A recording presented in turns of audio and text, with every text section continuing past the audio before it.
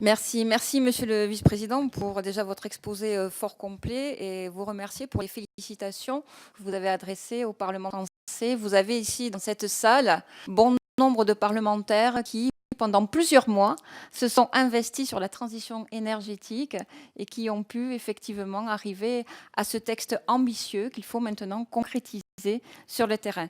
Donc, c'est pour nous quelque part un aboutissement du moins sur l'Europe de l'énergie. Nous en parlons depuis des années, des années. Aujourd'hui, on voit quand même qu'il y a une volonté affichée avec vos propos de pouvoir avancer sur ce dossier qui certes est complexe, on le sait, mais c'est pas pour autant qu'il faut abandonner. Et je crois qu'aujourd'hui, il y a de la part des États vraiment une prise de conscience sur le fait que nous ne pouvons pas chacun, nous, rester sur nos territoires pour parler de l'énergie, puisque nos concitoyens, et je crois que vous y serez sensibilisés, sont aussi, eux, également très impliqués sur ces thématiques qui deviennent aujourd'hui du quotidien pour leur vie actuelle. Donc, juste deux petites questions, car exposé était très complet malgré tout. J'avais une question sur les investissements, mais vous l'avez quand même évoqué, et une question également sur la recherche et le développement. Je crois qu'aujourd'hui,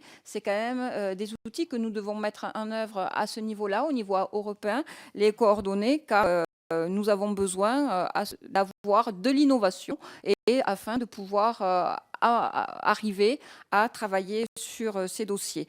Une question également concernant le système européen de quotas de CO2. Aujourd'hui, il y a des dysfonctionnements. Ils sont connus. Je crois que nous avons des enjeux majeurs à travailler sur ce dossier. Est-ce que d'ores et déjà, vous avez des pistes pour pouvoir travailler sur cette thématique et voir comment on peut quelque part avoir une inversion? Et c'est vrai que les dysfonctionnements ont fait que nous avons eu un recours au charbon qui n'est pas bénéfique sur ce que nous souhaitons mettre en œuvre à l'avenir. Donc encore une fois, merci. Merci également pour votre expression française parfaite.